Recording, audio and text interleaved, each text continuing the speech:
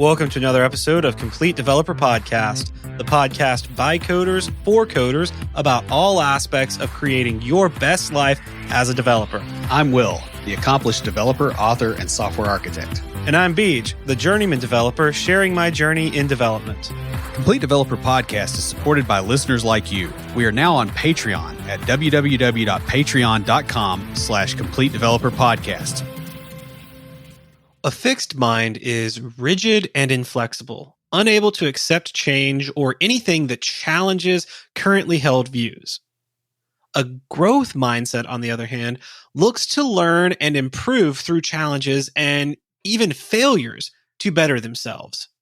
In this episode, we're going to compare fixed and growth mindsets. We'll look at how they view various ideas and ideologies, then conclude with a few ways to develop a growth mindset. But before we get started, Will, what have you been fighting this week? Well, my spoken Russian is getting better quite rapidly. So the new teacher kind of did a little bit of an evaluation on me and is like, okay, you know all these words, but you don't have conversations. And so class is like an hour talking in Russian. That's cool. Yeah. So it was actually had something fairly amusing that happened. You know, they have like these kids' books that have like a set of pictures in it with, you know, that are numbered, and you have to like make up a story go through the pictures. I don't know if I guess we did that as kids at some point. And so, you know, it's like, this is Jose is from Mexico, you know, he has a cat, and you got all the pictures. And so you get to the end, and it's right after it talks about Jose's house, and then he's there with like drink glasses in front of him pouring. And apparently what I was supposed to say is own barman. He's a bartender, but I said own alcoholic. The teacher's just dying laughing. I'm like, you know, like, I didn't see a customer. Fair enough. Fair enough. You know, but, you know, when you can kind of sort of halfway crack a joke, I feel like that's probably a little bit of a step. It's good. It's good. Yeah. So other than that, well, I mean, we've been a little bit busy with everything, you know, going on at the moment. You know, the new job is going pretty well. I'm kind of settling into the slight change from, you know, not being a contractor to actually, you know, being full time. The main thing is like not having to file a timesheet, and they're less strict about hours. They weren't strict before, but now it's even looser. I've had some difficulty adjusting to, but I think I'll be okay. I like to be pushed a little bit. I mean, that's just kind of my nature, but I think I'll be fine. So, how about you?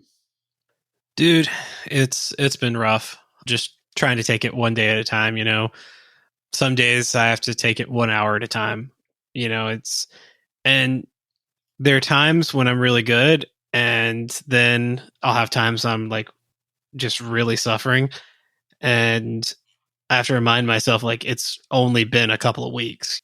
I expect myself to be further along and stuff. So one of the things I really miss is talking to her like every day. Kind of the companionship, the friendship.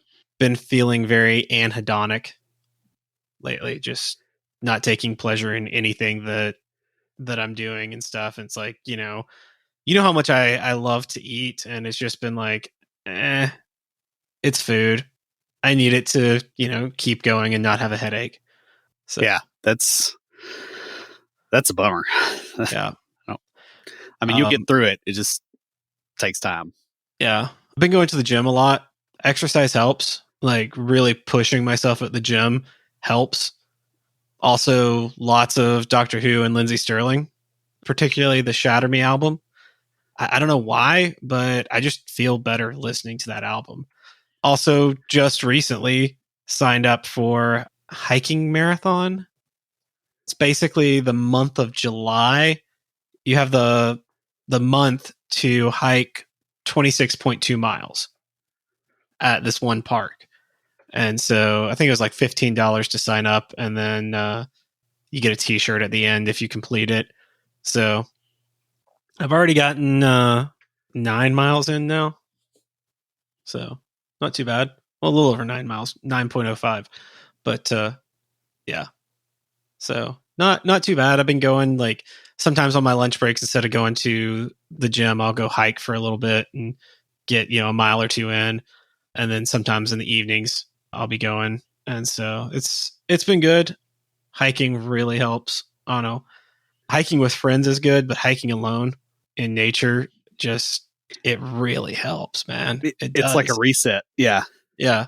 That it's like, it's funny. It's like, I'm feeling bad. I can go hike and I'll feel better. I feel bad. I go to the gym and I just really just push myself at the gym, not beyond, but just like really push my limits. And I come out feeling better. It's like I just sort of wear myself down. I don't know, but it helps a lot. And it's helping in more than that. It's like I'm getting healthier and more attractive for when I do get to the point of moving on and, get back out there. Yeah. Well, and it's good just to do something Yeah, that it really is. like gets rid of the helplessness feeling. Mm-hmm.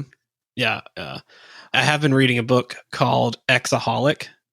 This is really interesting. It's kind of based on some neuroscientific research comparing being in love to substance abuse.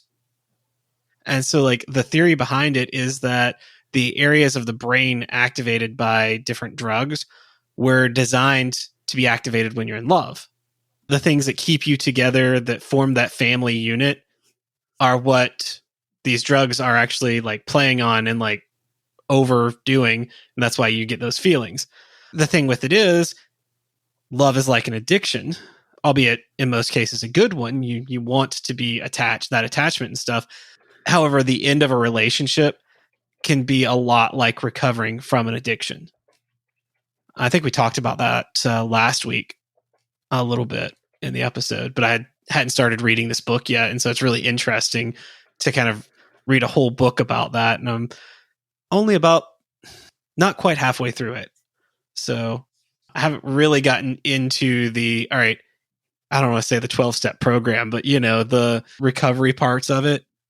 Read more on like the background. Of course, just reading about the descriptions of things, I'm like, just knowing that other people have felt the same way and like that it's enough to have put into a book and be like, yes, that is exactly how I feel. Yeah, it's interesting. So, but yeah, that book has been helping too. So, like I said, one day at a time. Today hasn't been that bad. I've been pretty focused on getting ready for stuff for the mission trip and stuff coming up. So, but other days have been worse. So, our friend Lucas has a very open growth mindset, and he will help you to develop a growth mindset for your financial future. Lucas Casares is a fee-only certified financial planner who owns and runs Level Up Financial Planning virtually out of Fort Collins, Colorado. Yeah, just like us here at CDP, he focuses on helping you to not only establish a real plan, but to also take action on that plan so that you can live your best life. He's oriented towards helping you grow your personal finances and just the quality of life that you have. Mm-hmm. The thing with it is, guys, investing in a financial planning service, it comes down to whether or not you can improve your finances.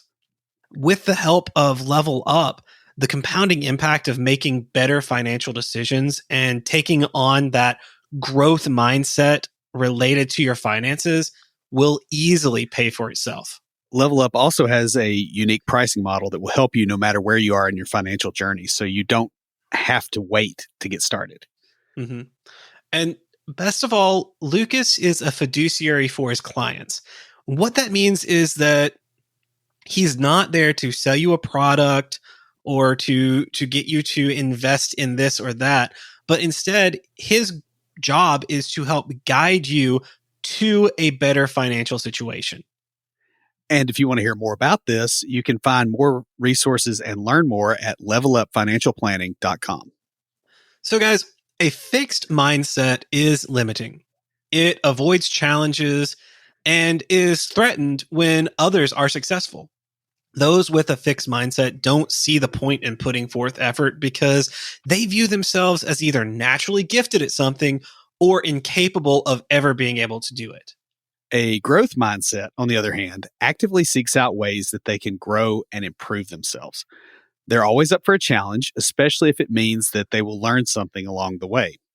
They see themselves as always growing and progressing. If they don't know how to do something, it's only a matter of time for them to actually learn it. Yeah. The concept of the growth mindset was first introduced by Dr. Carol Dweck, a professor at Stanford University. Her research looked into why some people fail while other people have a tendency for success. In a study of high school students, she found that when faced with a difficult challenge or a failure, some of the students treated it as a learning experience. This attitude was further developed into the term we now know as the growth mindset. Dr. Dweck also looked into how to improve her newly discovered growth mindset. She found that it's better to praise the process, the work, persistence, and strategies that go into accomplishing something. It doesn't help to praise natural talent or abilities if they aren't cultivated. To really develop a growth mindset, a person needs to constantly be looking for ways to improve. This actually dovetails nicely with some parenting advice that I've Yeah. heard, along the same lines. It's not, hey, you're really talented at artwork. It's you worked really hard at that. hmm You took your talent and you developed it into a skill. That's very true. So, in this episode, we'll start by comparing fixed and growth mindsets, looking at the differences in their attitudes and how they view the world around them. For each one, we'll talk about how the fixed mindset views the topic, then how the growth mindset views it. Finally, we'll spend the latter half of the episode discussing tips that will help you to develop a growth mindset.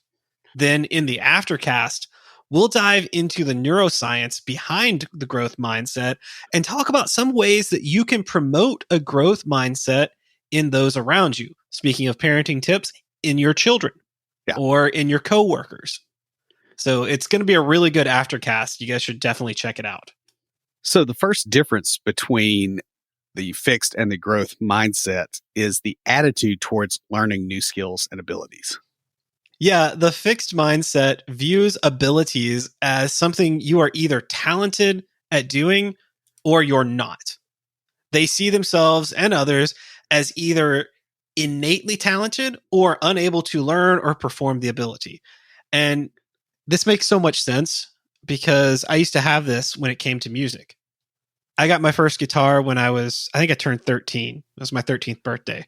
And like I had seen my dad and my grandfather playing guitar and other instruments for years. I was like, oh, this is going to be great. And I go in and I struggled and struggled. I think my parents got me like 3 months of lessons and I barely made it through them.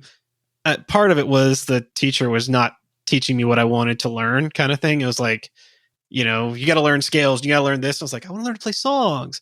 But also part of it was I saw them having the skill. What I didn't see was the years of practice that led up to them being able to just pick up the instrument and play it.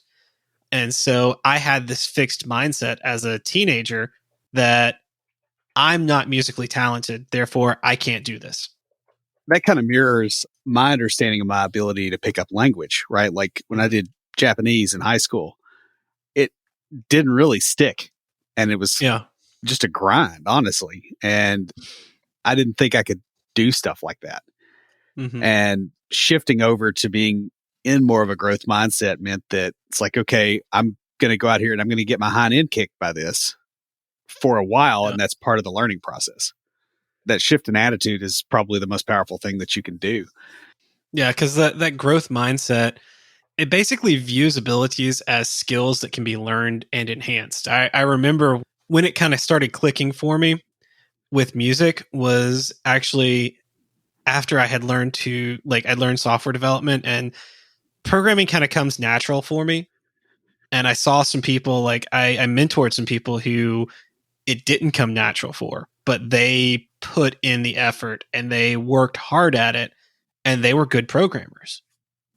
They didn't have that natural, just like, oh, I look at code and I can just see exactly what's going to happen and think in those like abstractions.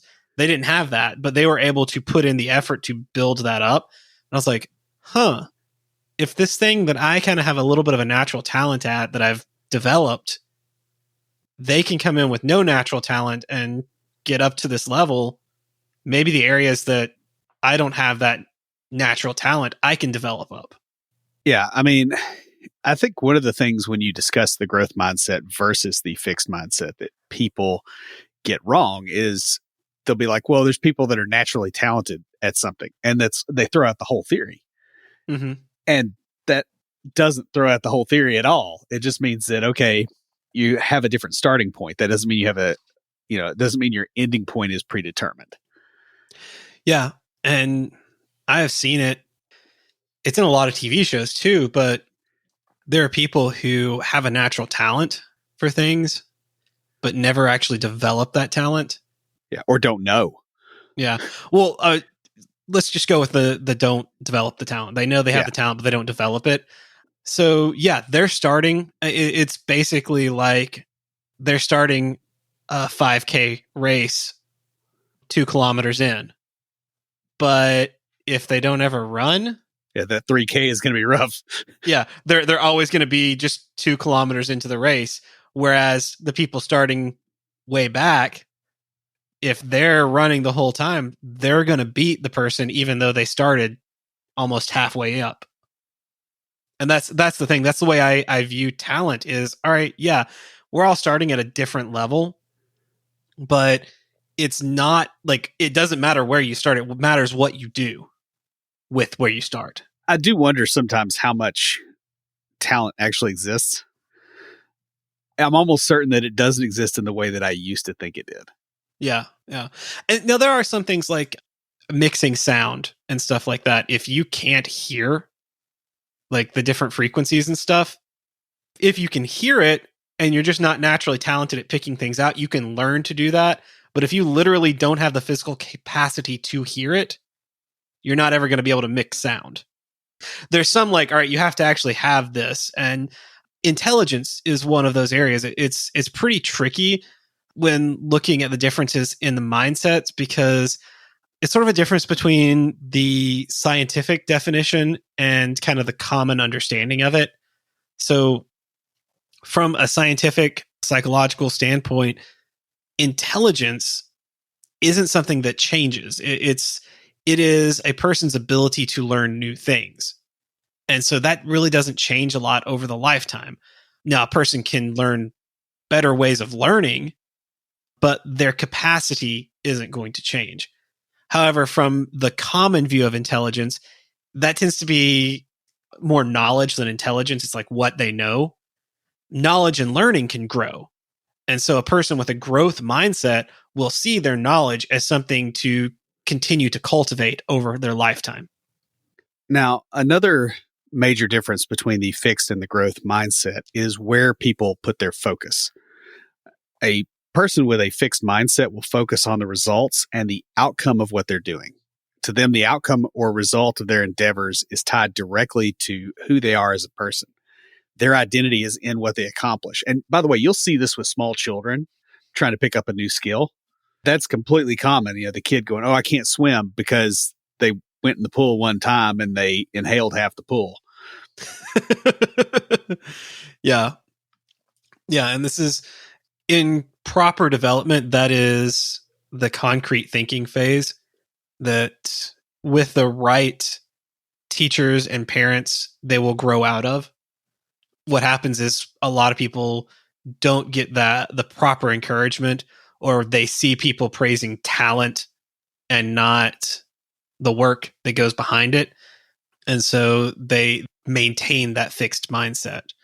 However, a person with a growth mindset focuses on the process and how much they can learn from what they're doing. So they're not overly concerned about the outcome. Like they want to succeed, they want a good outcome, but that's not the biggest concern for them. They're going to work hard, but they know that whether they win, lose, fail, whatever, they will have learned and become a better person because of whatever it is they're doing. And because the fixed mindset considers that the ends always justify the means, they're prone to cheating, deception, overblowing what their skills actually are, is another pretty common one. Yeah. They have to win or be successful at any cost because the results are the only thing that matters.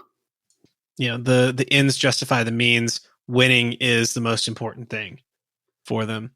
However, being less focused on the outcome leads those with a growth mindset to more collaboration with others, as they're able to learn from each other.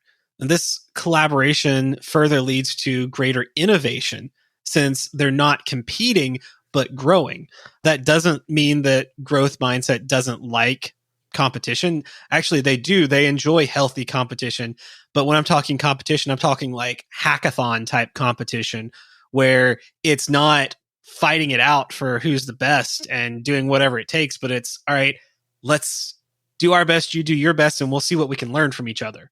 And by the way, I'm going to help my opponent grow because I know that will force me to grow. Yeah. In many circumstances. So the next difference is their reception of mistakes and failures. And we kind of started talking about this a little bit in the previous points, but a fixed mindset will avoid errors or even the appearance of making a mistake. They're going to deny and even argue that they didn't make a mistake because they're embarrassed to show any sign that they are not the best. And growth mindset will openly welcome errors and mistakes. People with this mindset will see them as opportunities to learn and grow from the mistake. And they're more concerned with growing than appearing to already know it all. And that's really the big key here. It's not, I have to be the best. It's like, I need to be headed that way. Mm-hmm. Like, I remember my programming teacher, my first programming teacher had a growth mindset in high school. And then I think her husband had a stroke is what it was. And she had to step down. And so we got a math teacher who didn't know anything about computers hardly, or programming, I should say specifically, to come in and take over. And she had a very fixed mindset. I'm the teacher. I'm the one who knows, and you're the students, and you don't know. And so, whereas the first teacher was like, oh, you went out and researched all this and you're like really fascinated by this. Let me encourage you. Wow, I didn't know that. That's really cool. Or you ask a question and like, it's, I don't know, let's look it up or let's find out. What did you learn when you looked it up? That kind of stuff. Whereas the fixed mindset teacher was just, no, like, stop interrupting class if you ask a question she didn't know. And the thing is that's a defensive mechanism to try to make them feel like they're in charge and they know more. And it makes them not look like it's completely counterproductive. Yeah. In the worst kind of way. And I mean, like, that's the hardest thing to watch somebody do is just literally step on themselves that obviously, and you can't tell them not to do it. Yeah. That fixed mindset, they can't take criticism at all.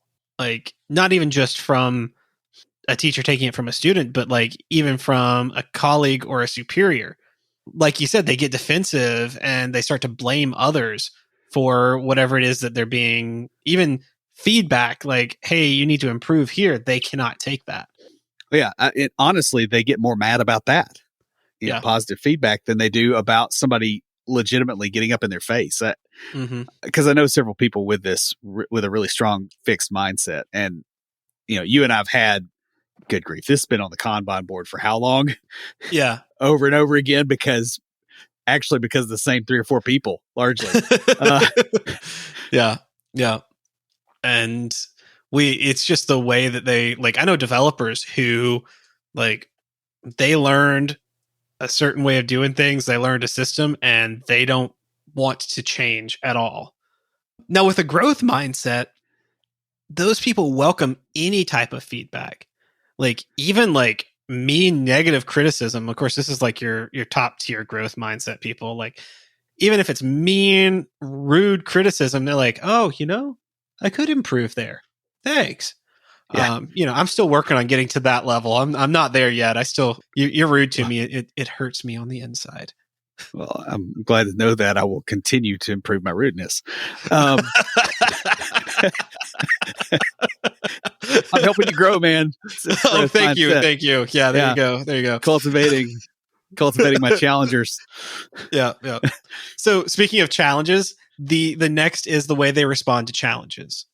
A fixed mindset will run from and do their best to avoid anything that challenges them. This can be challenges to their knowledge or authority, or even just like difficult tasks and challenges that help them grow. Yeah. Whereas the growth mindset will embrace challenges as a way to push themselves harder. They view challenges as fun and exciting ways to learn from the experience. This is one area I do excel at, the growth mindset, sometimes to my own detriment, because sometimes I kind of need to step back from a challenge. Yeah. And I'm like, Sometimes a masochist gets hurt. yeah. That's, Yeah. Along these lines, person with a fixed mindset will give up easily if something they're doing becomes difficult. They're afraid of even the possibility of failure. So if something becomes too difficult or too risky, they will quit, defensively claiming that they don't have the talent or I just can't do that. It's just not in my abilities. yeah. There's a point, right, where that's rational. Like if it's your first time trying to land a plane because the pilot just died and there's another guy on here that can land a plane, you probably shouldn't try to do it, right? Like it's not a growth mindset to hit the ground at 400 miles an hour either. Well, see, that's not a fixed mindset. That's a realistic mindset. Yeah. Yeah. I feel like when we give advice, sometimes it's like, hey, I got to tell you what we're saying, but I've also got to say what we're not saying. So, it's just sort of important. A person with a growth mindset perseveres when they're challenged beyond their ability. They enjoy the difficulty and they enjoy taking the risks because they know that even if they fail, they'll be better because they learned from the experience and they might be able to do it next time. Yeah, that's true. It's not skydiving. Oh, hey, skydiving's fun. And it's a great experience. Speaking of experience, the last difference we're going to talk about is new experiences. The fixed mindset does not enjoy new experiences. They will avoid them if possible. New experiences are outside of their comfort zone where they have power, so they don't have power in the new experience. And the growth mindset not only embraces new experiences, but they kind of seek them out. They see experiences that push them out of their stagnation as a way to grow and to gain personal power.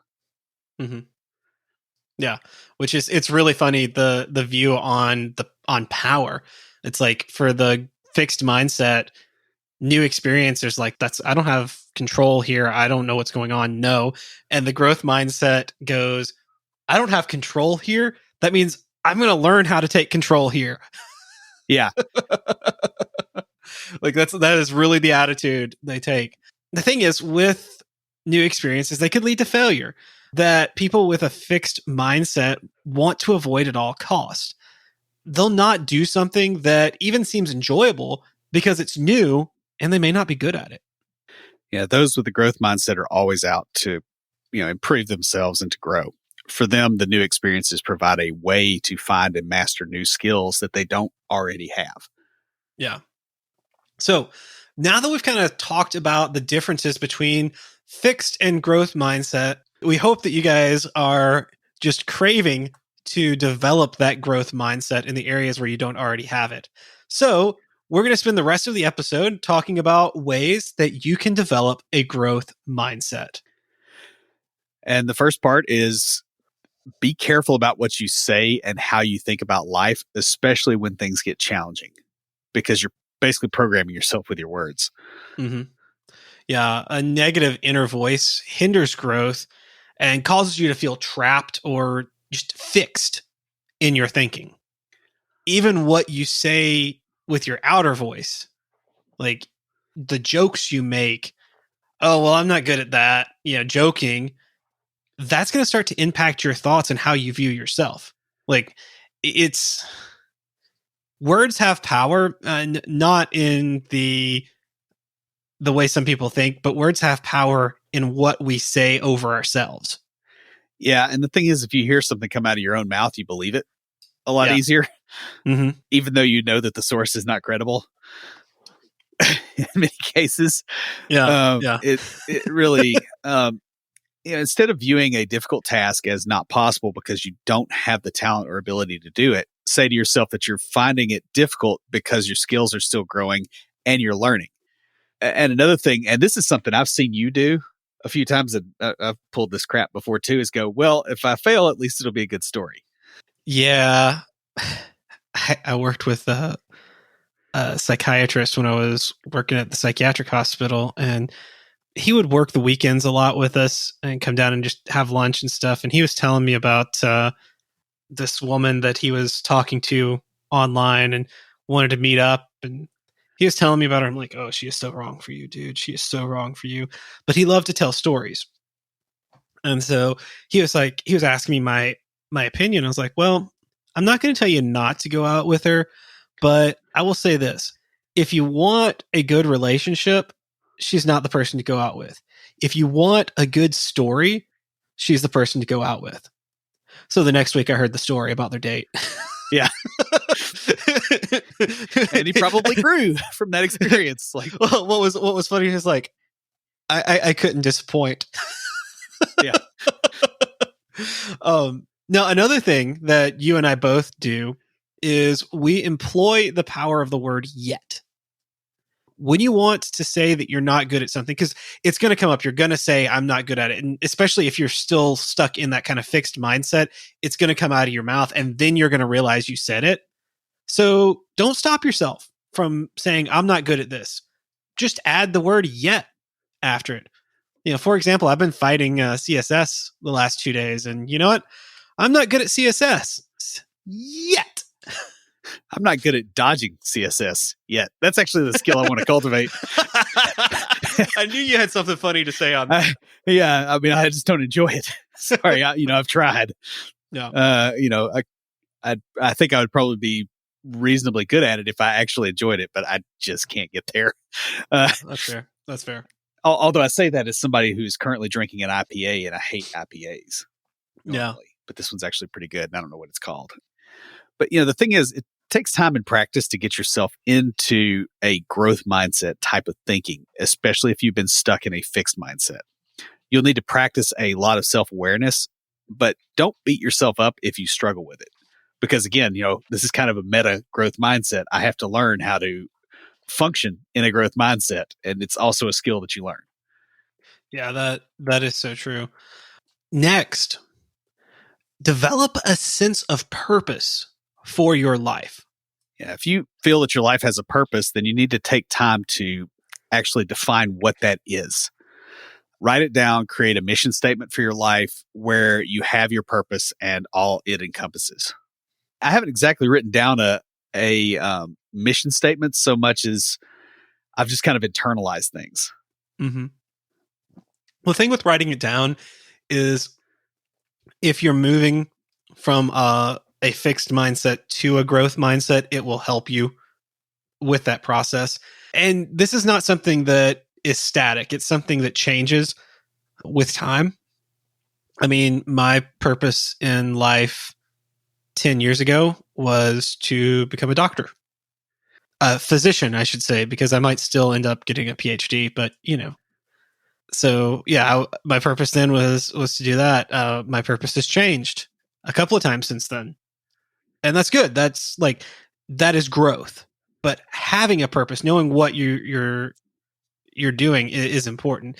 If you don't have one, spend some time reviewing the things that you value in life. List out your accomplishments and sort of look for a direction that your life is heading to this point. For some of us, it's going to be a very zigzaggy line, and maybe some loop-de-loops and curls and stuff. I don't know. A drunkard's walk. Yeah. For others, it may be more direct. And the more direct it is, the easier it's going to be to come up with a purpose. Honestly, if you've got a straight line from this, then you probably already know your purpose. But yeah, from there you can start to define where you're going or where you're going now.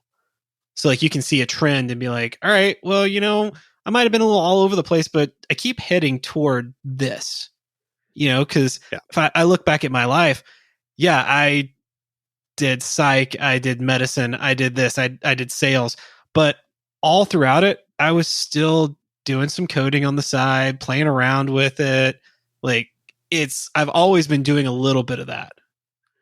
And, once you have your purpose and have it documented, actually pursuing it, focusing on it as a goal will help you a lot. It's going to push you to grow and become better because, once you know where you're going, you can actually speed up. Mm-hmm. During your pursuit of your purpose, make sure to value the process over the result. That is key in this point. Like that's the kind of the linchpin. It's the process of getting there that is important. The journey that leads to growth, not the destination. You also need to build up your ability for self-acceptance and self-approval. Avoid getting your validation and approval from the people that are around you. The need for external validation will often prevent you from fulfilling a growth mindset or getting where you want to be in life because those other people probably don't have your mission in mind. Yeah.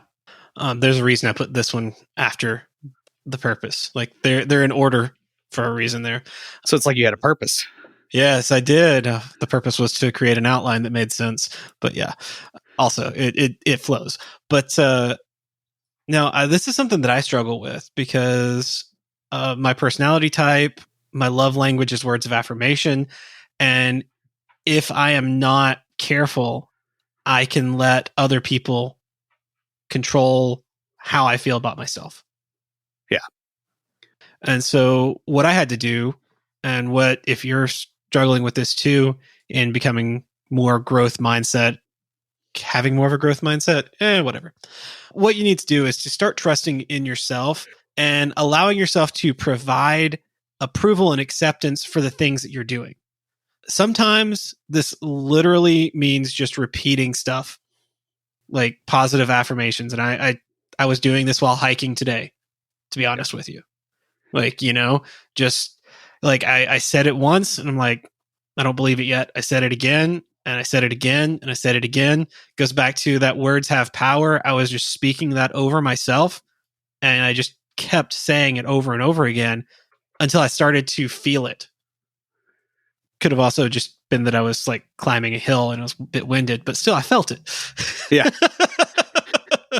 And just remember that there's no one other than yourself who you need to impress.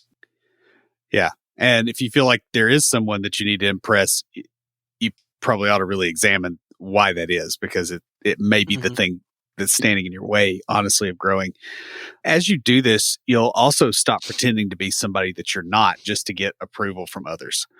When you do this, it doesn't make them like you more. It actually makes you appear fake at best. Yeah. Yeah. And it's funny how the things we fear, or when you're going from that fear mindset and that fixed mindset, it's funny how the things that you do, the reactions that you have actually make it worse. Going back to last week's episode, it's like during a breakup, you feel like I want to just tell them, like, apologize and beg, and like you just have this agony to do that, but you have to stop yourself and go, what is that going to accomplish?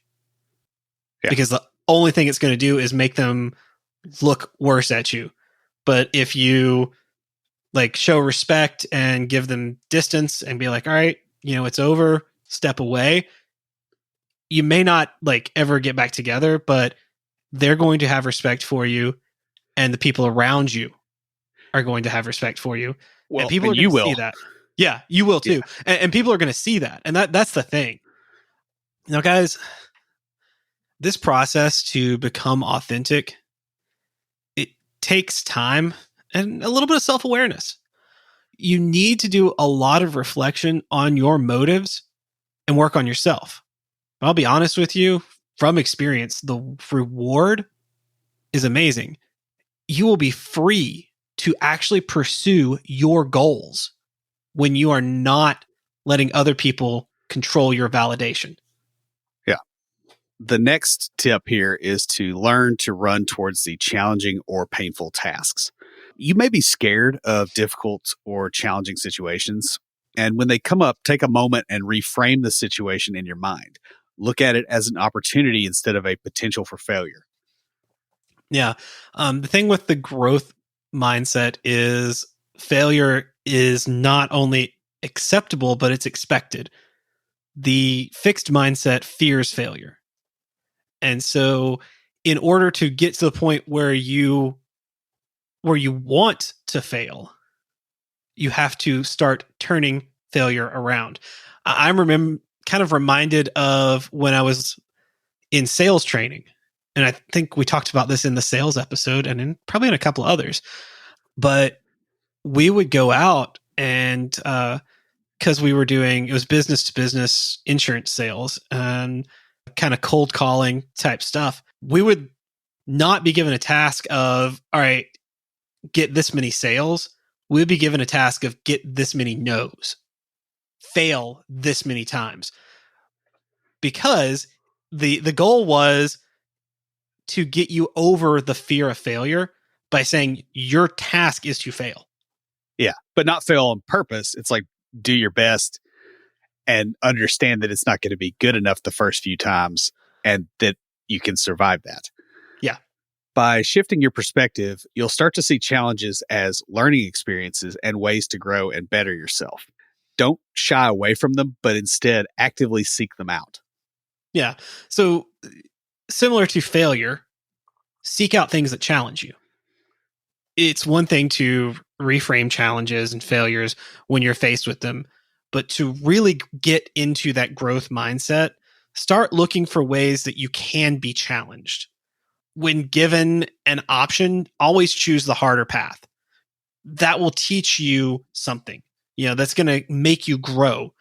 There's a process here. You start with reframing failure and then seeking out things that might cause you to fail.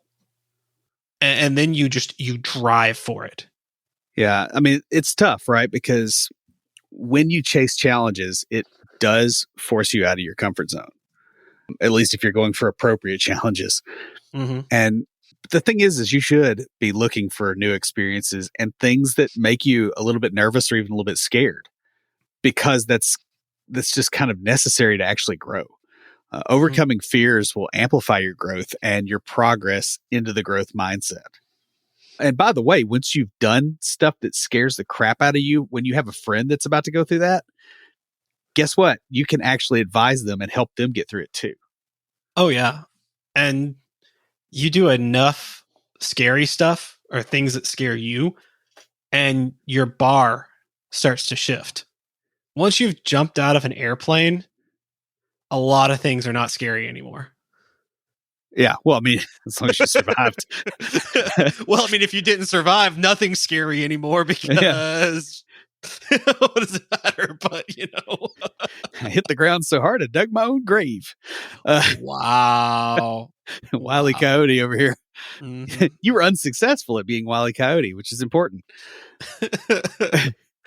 So, on that, next, speaking of Wile E. Coyote, set yourself up for success by being realistic in your pursuit of growth.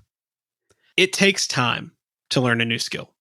Like, don't expect too much of yourself too quickly. This is something that I struggle with because I like to set really high goals, but the higher your goals are, the longer it will take to get to them. And that's just something like I said earlier, I've been reminding myself I have to, like, almost once or twice a day, that it's only been a couple of weeks since the breakup, and it's okay for me to still feel this way because I have this goal of getting over it and moving on. But literally the only thing that's going to help with that is time and distance and just working through all the different things. And that takes time. And so when I be good all day long, and then I'll just like some random thing will remind me of her and I'll be in tears because I'm cooking dinner and I saw a spatula that she gave me. I don't know. That happened the other day. Yeah. I don't even know where my spatulas came from. I've got one on you there. Yeah, there you go. There's a new one showed up the other day, actually. I mean, and like I had to remind myself after that. I'm like, all right, it's okay to still be dealing with this. It like, it takes time. And the same thing with learning a new skill, with growing, it takes time.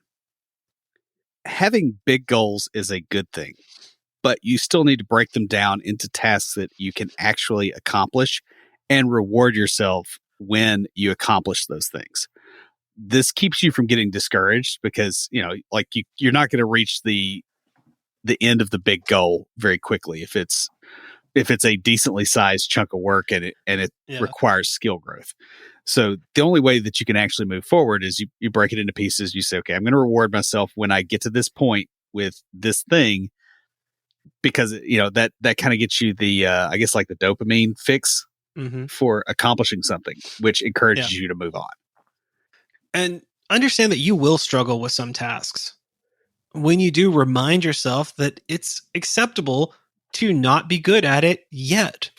This goes back up to the first point that we had under here, especially using the word yet. Like that's a very powerful word, but you're still learning and growing. So it's okay to not be good at it yet. And when you learn to do something difficult, it's the breakthroughs really don't matter. It's the consistent work, just day in, day out. Honestly, that's how you get the breakthroughs usually. But like if you're going, well, if I'm not good at it this time and I wasn't good at it last time, when's a breakthrough going to come? It's like it doesn't come because you're looking for it. It comes because you sat there and you did the work over and over again, and suddenly it clicks. Yeah. And that doesn't mean that you're done working. Like, Right. I remember, okay, this is going to the musicians out here. This was, mind you, a few months into learning to play the guitar. I was struggling to transition in and out of a G chord. I'm still working on my bar chords, getting better with them, but I was struggling just in and out of the G chord because most of the other chords were 3 fingers and that one required 4. And so just like going in and out of it was just a struggle. And literally my guitar instructor said, just transition, just in and out, like back and forth 100 times a day. So I would do that as fast as I could, which was very slow at first. So I did that for a few weeks and I didn't notice any difference. But then one day I went in for my lesson. I've been doing that and we were playing and I just like G chord was coming up. I'm like, all right, this is going to be a struggle. And boom, I hit it. And I was like, huh, kept on going, hit it again. And I hit it again. And, it was there. But then I had another song where I had to go from I think it was a C to a G. That was a bit more challenging. And like, I was very, very tempted to make it a G7, but it's a guitar player. I was going to say, like Will's looking at me like I have no idea what you're talking about. And I was like, yeah. you went from a C to a G like a DNA?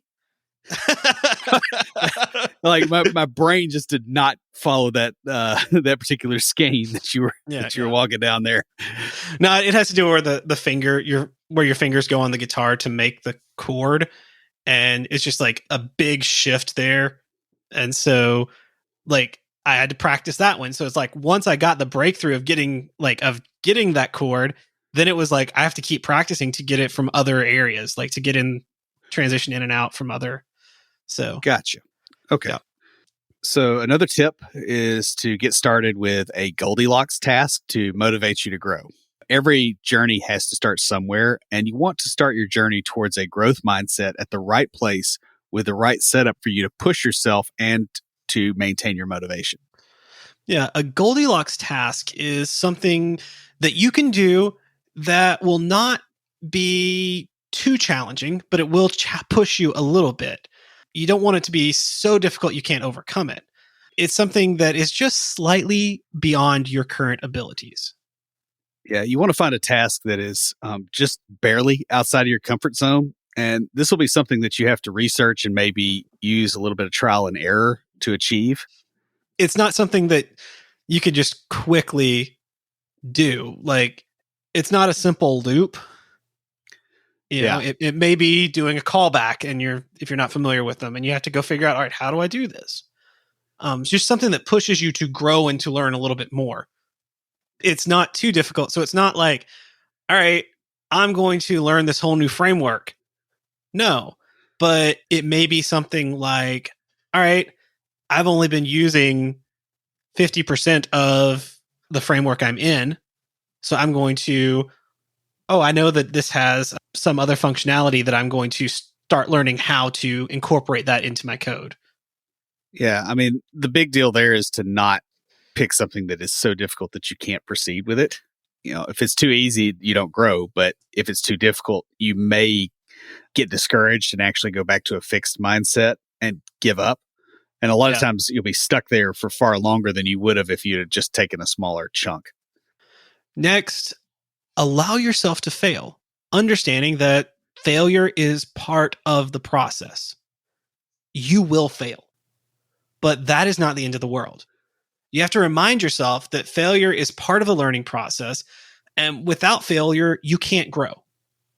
I almost put in a point here talking about agile, but I was like, it doesn't really flow. But as I was writing this, I was thinking about the whole thing with the whole reason agile was invented was to fail early and often, because under the strictest of waterfalls, you would get the specs and work on it for months or years without any feedback, and then find out after you've been working on it for all this time, it doesn't even do what they need it to do because things have changed, or the specs were wrong, or they just didn't know what they were asking for.